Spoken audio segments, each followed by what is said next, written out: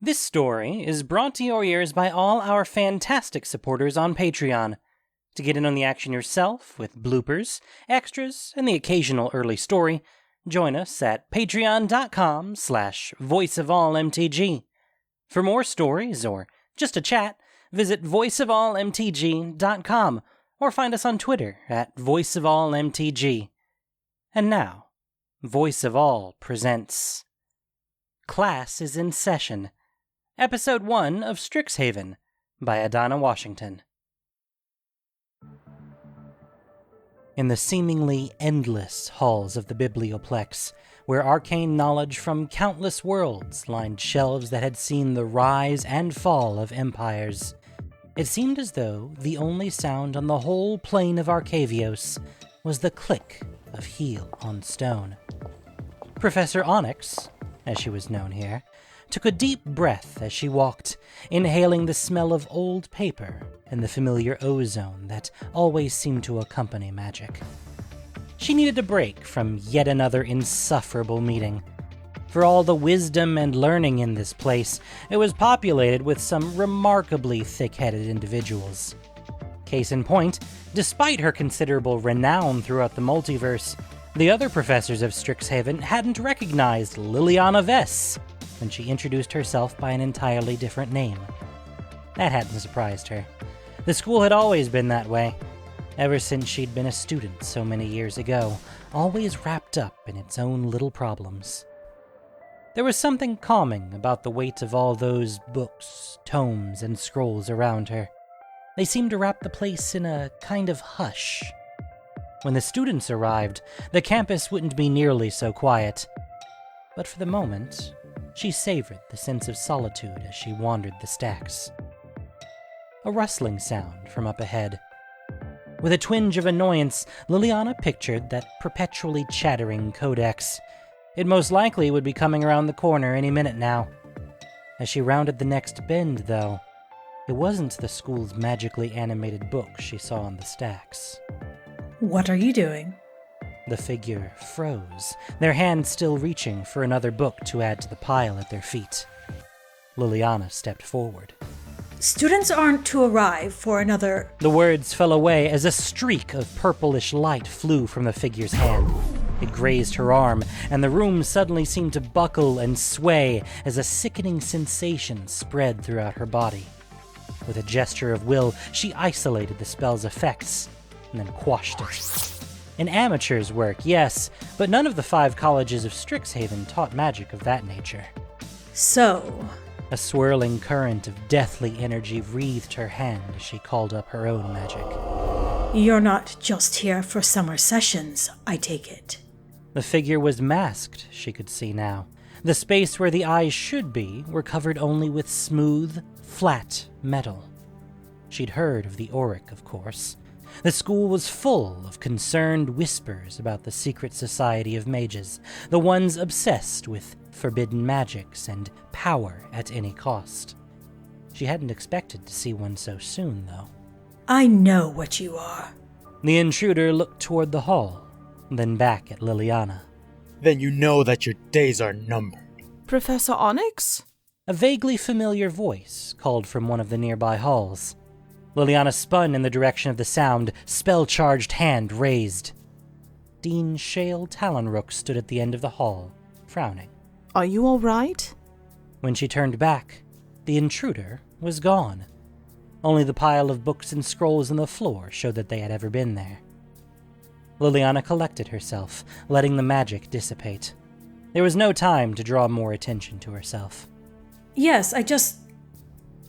thought I saw something in the stacks. Have the faculty moved on to the next topic at hand? Dean Talonrook clicked her beak, her huge dark eyes filled with annoyance. Dean Nassari is insisting on lengthening this year's season of Mage Tower. Liliana frowned as she touched her arm where the spell had grazed her. Following Dean Talonrook back toward the Hall of Oracles, she glanced toward the books. Surely we have bigger problems than Mage Tower. Quite right. Quite right. Liliana hardly heard anything else she said.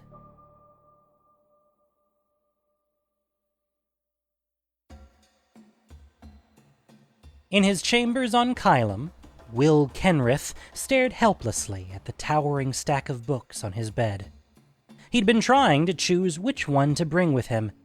At first, it seemed certain that the tome regarding the Molten Prophecy was the best bet. But then he had remembered his favorite historical text, the accounting of Thetis the Healer. It was now an hour later, and he was no closer to deciding. He ran a hand through his short blonde hair and glanced around the room, his eye catching on the glowing, owl-shaped card on the table, before he shook his head. There was no way to know how long it would be before they returned to Kylum, if they ever did. The front door banged open, making Will flinch, and Rowan Kenrith strutted inside. Will's sister was just as tall as him, golden hair flowing down the red cape thrown over her shoulder. She frowned at Will, her gaze flicking to the books still spread out in front of him. How are you still not ready? Just give me a minute. The Molten Prophecy. Definitely the Molten Prophecy. Rowan picked up the invitation from the table across the room. Golden sparks floated up from it, the owl-shaped card glowing slightly in her hand. You've had 2 weeks, Will. We need to get going. The history says Strixhaven has existed there for millennia. I'm sure it can wait a few more minutes for us. He glanced back at the stack. How could he make do without the accounting of Thetis? Or possibly ours. Kasmina's probably waiting on us right now. Will sighed. Kasmina. The woman had told them plenty about all the things that Strixhaven had to offer. But her invitation had come out of nowhere, arriving only a few days after Garrick had been satisfied enough in their security to leave them on their own. They hadn't spent that much time with her on Kylum, yet now they were supposed to go to an entirely new world on her word alone? Will turned back to his books. I'm sure she'll be fine. We are leaving. Yes, I know. Today, certainly. I just need to... No, Will. Rowan crumpled the invitation in her hand. Now. Will started to speak, but light burst through the room, tendrils of shadow swirling through the air. He squinted against it as it spread out to surround his sister. Behind her, specks of a bright blue sky shone in a web of verdant green leaves.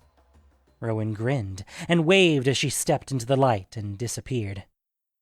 Will clenched his jaw, fighting the pull at his core. But his connection to his sister was too strong. Soon, the same tendrils of light and shadow erupted around him, washing the bed in its ethereal glow. Desperately, he grabbed the memoirs of Thetis the Healer before the light could pull him to a new plane. All around him, then, was light and color and sound unlike any in Kylum. He was hurling through nothing, through everything. The first thing Will heard, wherever Rowan had taken them, was a high-pitched screech. It was coming from a blur of feathers and talons, a blur that was headed right for him. Will yelped, raising the memoirs as a shield. The bird cut up into the air just before impact, whirling in a wide arc overhead. They were in a clearing, surrounded by dwarfish, gentle-looking trees. At the edge of it stood a familiar figure carrying a crooked staff. After a moment, the bird dropped out of the sky and landed on the woman's shoulder. Hello, Will. Rowan? A spear of sunlight shone over her, setting her red hair alight. Kasmina gave something of a small smile, nodding to him. I see you've both made it, and just in time. Classes will be starting soon. Will looked around. He couldn't see anything but wilderness. So, the school's nearby, then? Kasmina turned and stepped toward the edge of the clearing. That's right. Just beyond the forest, we'll see the first torch soon. The first torch? Will wondered what that could mean. So, what's this place like? Rowan broke from Will's side to follow her. Are there others like us? People who can move between worlds? It's a very large campus. I'm sure there are others from different planes. Are you coming, Will? Will clenched his jaw, and then marched along behind them.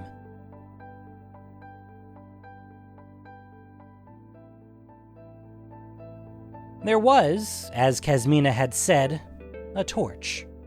What she hadn't said was that it was massive, more like a tower, really. The silver column rose high above the trees, piercing the brilliant blue sky. Even from the ground, Will could see the dancing flame at the top of the structure, its light rivaling that of the two suns that shone above it. As they reached the base, Will brushed a hand against the smooth metal. How do they keep this thing lit? Like most things on Arcavios, with magic. Will glanced at the woman, annoyed. Is this your homeworld? I have been with the university for a long time, but no. Kasmina looked toward the horizon. The next torch should be that way. Will looked in the same direction, but all he could see were the green fields stretching out before them, broken only by a foot-worn path. If there are more torches, you'll have time to admire them later, Will. Come on. Rowan ran ahead. Rowan, slow down! We don't know who or what could be out here. Exactly. They walked for a few miles before they reached the next torch. Will wondered how many of them there were across this plain, and what other stranger lands they might tower over. The Stormlight texts were a lot more thorough. Will started at Kasmina's nearness. He frowned, and then followed her gaze to the book at his side. He slid his hand over it, the worn cover giving him a sense of security. I haven't heard of that one. Well, you can always consult it at the Biblioplex once we reach Strixhaven. The what? The Biblioplex. Home to the most extensive collection of knowledge regarding magic on any plane, anywhere. More books? Who cares? Are you joking? We could learn anything, everything. We've got to pick up the pace. Rowan rolled her eyes. Now who needs to slow down, hmm? Didn't you say there could be besties out there? My owl would alert me to any approaching danger. Neither of you have anything to fear. Will glanced at the bird. It flexed its white wings as the light of the suns bounced off its round eyes. In a halting motion, it turned its head to look directly at him. Will frowned. What's wrong with it?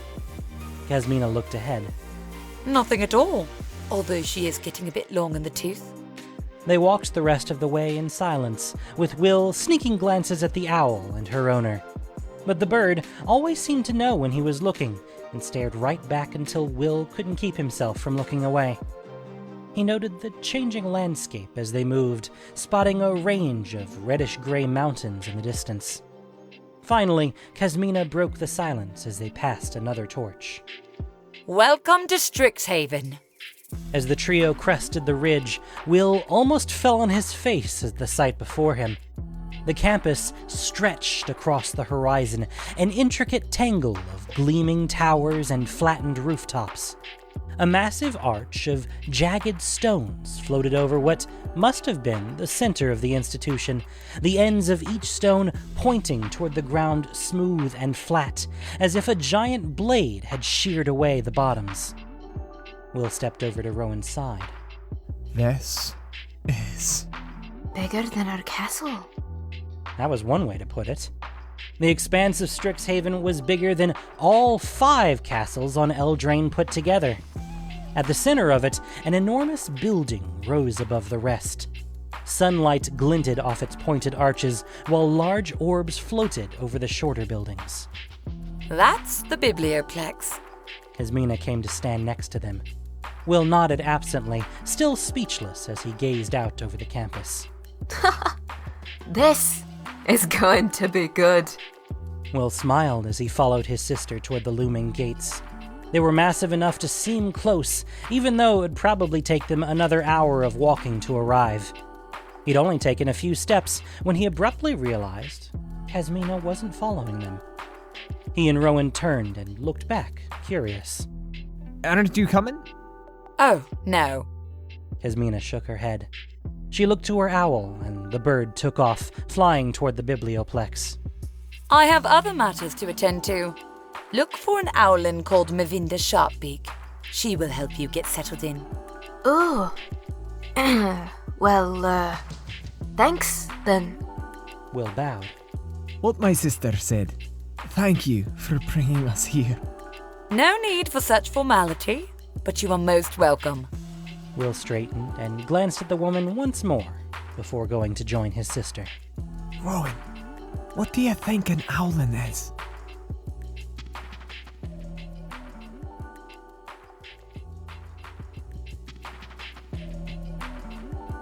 On the other side of the gates, the campus bustled with activity as people hurried along the wide stone paths of Strixhaven. Some of the younger students wore identical uniforms, their gray cloaks fluttering behind them as they hurried along. The older ones were each garbed in unique outfits and moved in groups, light colors staying together. Red and blue ruffles and frills stood in stark contrast with the angles and swirls of the black and white coats and spats. Green and black overcoats and heavy boots seemed the complete opposite of the elegant, narrow red and white waistcoats and high collars. Will turned on his heels, taking in the kaleidoscope of moving colors and shapes. She's strange, hasn't she? Rowan didn't seem nearly as bowled over by the spectacle all around them. If anything, she seemed lost in thought. Who? Casmena, her and that owl. She shrugged. I guess it doesn't matter anymore. She got us here, right? Before Will could form a response, shouts rang out from farther inside the campus. In an instant, Rowan was off, running toward the voices. Hey, wait up! They raced around a corner only to skid to a stop at the entrance to a smaller courtyard. Inside, a crowd watched as two groups of students flung spells across a grassy field, the bolts of light and color zipping and spiraling through the air as they narrowly missed their targets. One spell impacted a girl in red and blue, and she started to float, kicking her legs helplessly and waving her arms. Laughter and applause rose up from the crowd. Will stared in horror. I thought this was supposed to be a school.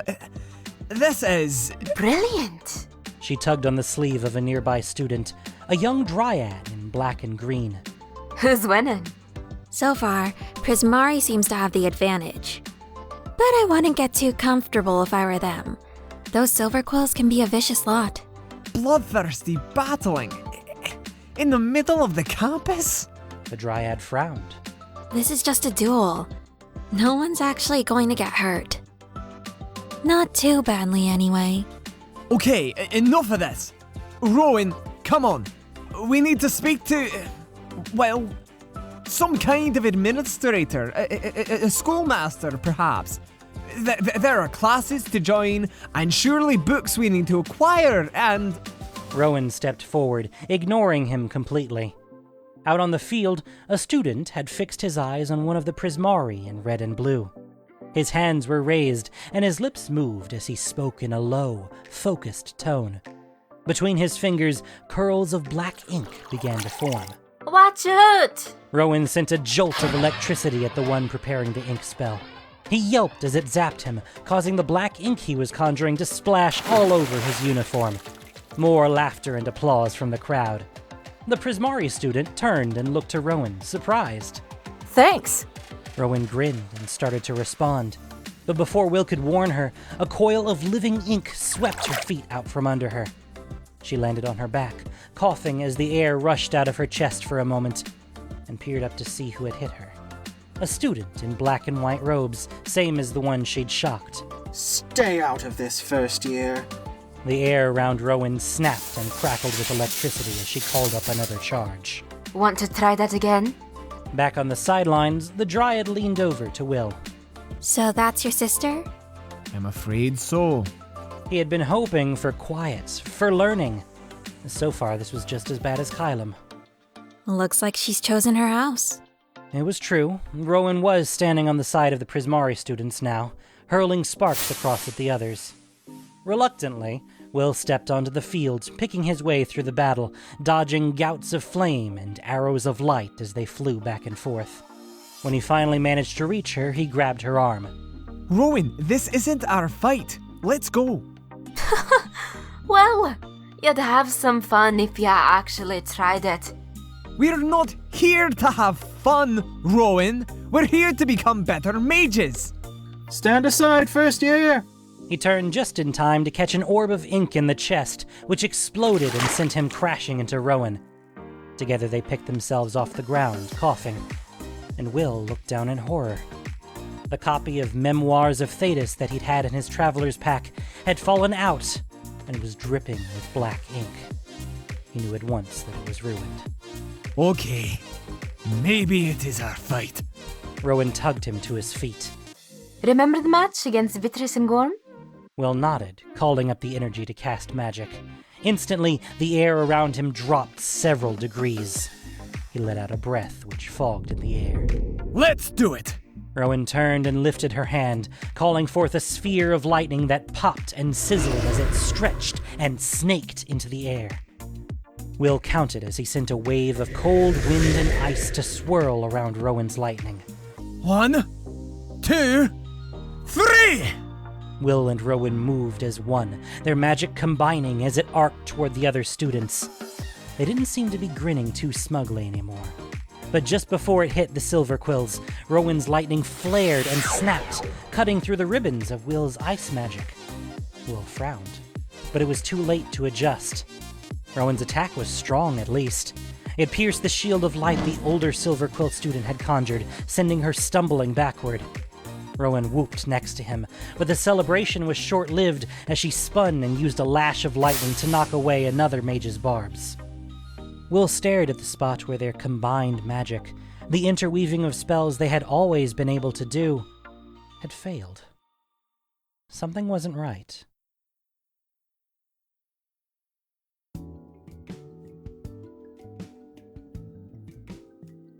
Liliana stood outside the biblioplex, watching the bright parade of students as they passed. She could almost feel the weight of her old Witherbloom uniform and pulled absently at the collar of her professor's coat. Across the way, Dean Nassari strutted through the biblioplex doors with Dean Lisette next to them. Liliana fell into step alongside the deans. Dean Lisette nodded in greeting. Professor Onyx, how are you settling in with your classes? Just fine. Though I've been hearing some disturbing rumors from the students. Dean Nassari laughed. It was an odd sound from an Efreet, like water streaming over crystals. Well, young minds are wont to create elaborate tales. I think it's a good sign. Active imaginations and all that. Liliana forced a smile, trying to keep her tone light. Unless they're also playing dress-up and skulking through the halls, I would say this is a little more than innocent play. Skulking? And you've seen one of these people? She paused. How to answer this? I saw a stranger in a mask on campus. Whether this was one of these Auric, however. That word again. It always sounds so serious. We really don't know if these rumors are more than a harmless prank.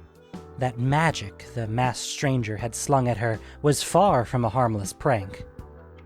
We shouldn't underestimate them in any case. The other deans and professors should be warned. Surely the school has some line of defense that we can employ. You mean other than Alabu? I'm sure he would love to have something to do for a change. Maybe then he'll let go of his grudge against me. I was thinking something more than a single golem. Even if these whatever you call them do present some risk, our students are hardly helpless lambs. They can defend themselves. But who is going to protect them from each other? Nassari gestured in a nearby courtyard.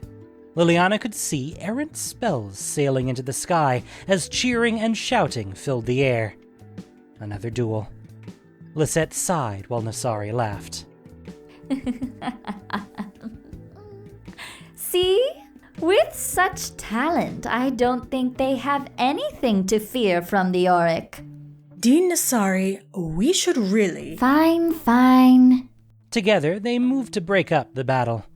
Nassari sent a wide swath of water through the crowd, corralling Prismari students. Vines and roots shot forth from the ground under Dean Lissette's command, pulling children away from each other and binding their hands before they could send any more magic flying. A young boy grumbled as he followed a blonde girl off the field. This isn't Kylum, Rowan. Liliana frowned, her gaze sweeping over their clothes. They were out of uniform, and swords hung from their belts. His short hair was just as bright as hers, their eyes and noses mirrors of each other. Kylum, he'd said. She knew of a place called Kylum, but it wasn't located on Arcavios. The girl frowned. I know that well. But this isn't Eldraine either, and you can't tell me what to do. Can we please just go? Before we get into trouble. Liliana watched as the twins passed her, briefly meeting the boy's gaze. He shot her a nervous smile and then hurried past, pulling his sister along with him. They probably weren't Auric agents. But if they were planeswalkers, then maybe they could be useful if... when, she corrected herself, trouble arrived at Strixhaven.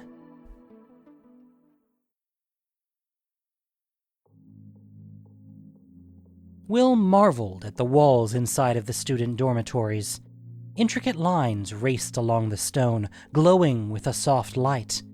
He reached out and traced one of them, the magic tingling against his fingertip. This is it. Rowan waved Will over before pushing in the door. Going in after her, Will took in the sturdy walls and the glass window.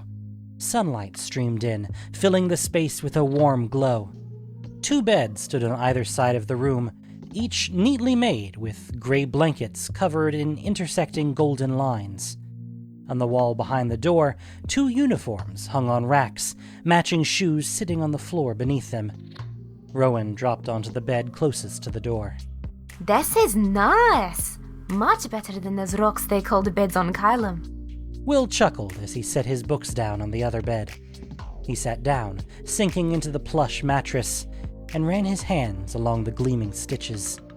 The same glowing lines flowed across the stone walls. Carved symbols nestled in at the corners, the stone flames and trees and stars marching along the ceiling. His attention snagged on the flames, reminding him of the fierce duel outside. He looked down at his hands. Did that spell we cast together seem off to you? Rowan looked over from the other bed. What do you mean? I don't know. It just wasn't the same as on Kylum. Well, we're not on Kylum, remember? Rowan shrugged and planted her feet on the blanket. Besides, it worked, didn't it? What's the big deal? Will shook his head. Yes, it worked, but it should have been smoother, more cohesive. We've done spells together dozens of times, but this time it was as if our magic wasn't cooperating. I wonder if the Biblioplex will have some answers. Well, you have fun with all that reading. She pulled herself up and headed toward the door. This isn't just my problem, Rowan. What if being on this world is doing something to affect our magic? My magic was just fine. No, it wasn't. But here, we can figure out why. You heard Kazmina. This is the most extensive collection of magical knowledge in the multiverse. We didn't come here to get into some stupid school feud. Rowan rolled her eyes. Oh, really? And what did we come here for? To learn, to get stronger, to take advantage of the knowledge and wisdom that Strixhaven has to offer. Will dropped his hands to his side. We could take all of that back to Eldraine and help our own people. Rowan only shook her head. That's what you came here for, Will. But I'm not you. We may be twins, but I'm allowed to live my own life. Of course you are. That's not what I meant. After a moment, Rowan turned and left. Will grabbed his books and hurried after her, but as Rowan moved farther down the hall, Will's steps slowed. Maybe he would have to find answers on his own.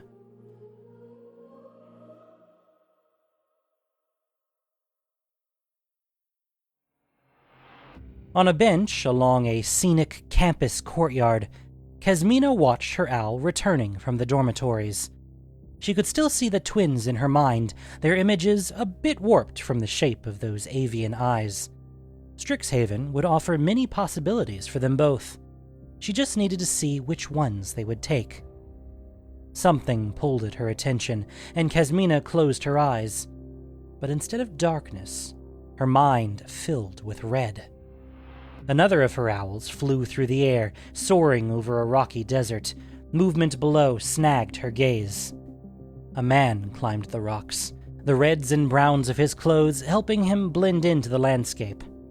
Beside him, a fox-like creature leapt nimbly up the side of the formation, only to suddenly stop and drop into a defensive stance. There was a rush of air as several figures seemed to slide from the shadows, stepping out of the surrounding mesas at impossible angles. They were dressed in dark clothes, metal masks hovering where their faces should be. A sickly, purple light coalesced in each of their raised hands, all of which were pointed at the man with the fox thing. Slowly, he raised his hands in surrender. Kasmina sent a mental command, and her owl followed high overhead as the mages bound the man's arms and dragged him toward a yawning cave mouth waiting ahead.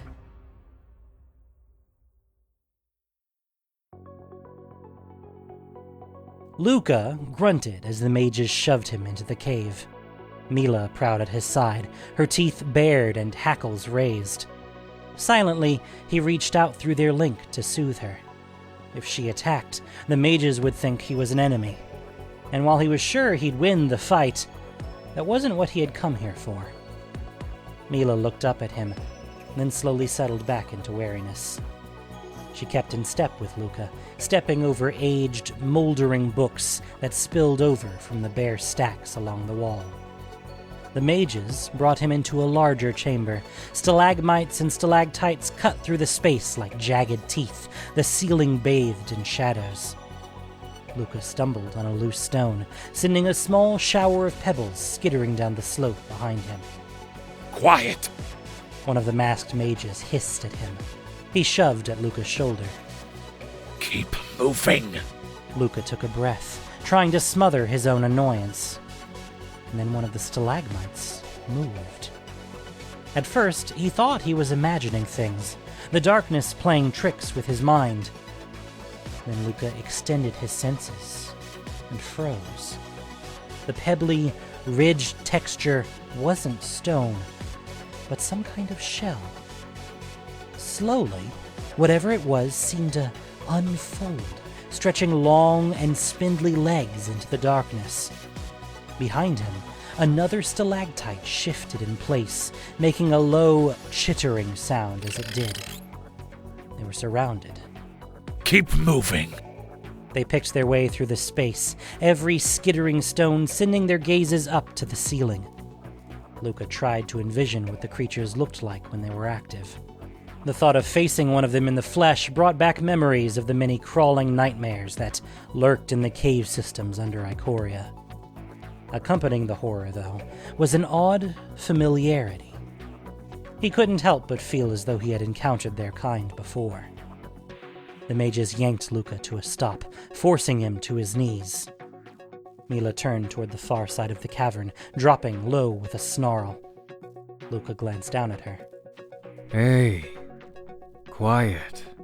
The crunching of bones punched through the silence. Footsteps approached, and out of the shadows came a tall, thin figure. Swirling around the long, almost bird-like mask hiding his face were currents of dark, coruscating energy. Luka tried to keep his expression neutral as the man approached one of the creatures hanging from the ceiling, pausing to caress its shell. Welcome to Arcavius, Luka of Ikoria. You know me? I know many things that I could teach you. The masked man stepped away from the creature, toward Luka. And in exchange, I believe there are things you could do for me.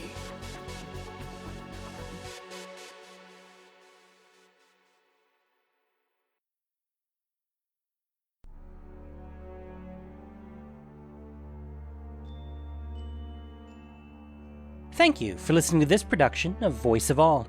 As listener-supported entertainment, we rely on you not just for the voices of the characters, but also to keep us going and growing. If you enjoyed what you heard, please support us by reviewing and following us on your favorite podcast apps or YouTube, or just plain sharing with your friends. You can also support us financially on Patreon for exclusive perks.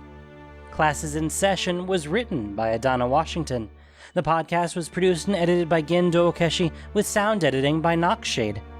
This week's story featured the voice talents of Susie O'Neill, Ragna, Brenna Soth, Troy Allen, Nyla C., Bryn Curry, Rachel Lee, Chris Janae, Eli Lewis, Deidre O'Ree, Ericka Leobrera, Robert Bilodeau, Seth Hart, and Derek Alvarez. Voice of All is unofficial fan content, permitted under the Wizards of the Coast fan content policy. Magic the Gathering is copyright Wizards of the Coast. Thanks so much for listening, and y'all have a great day.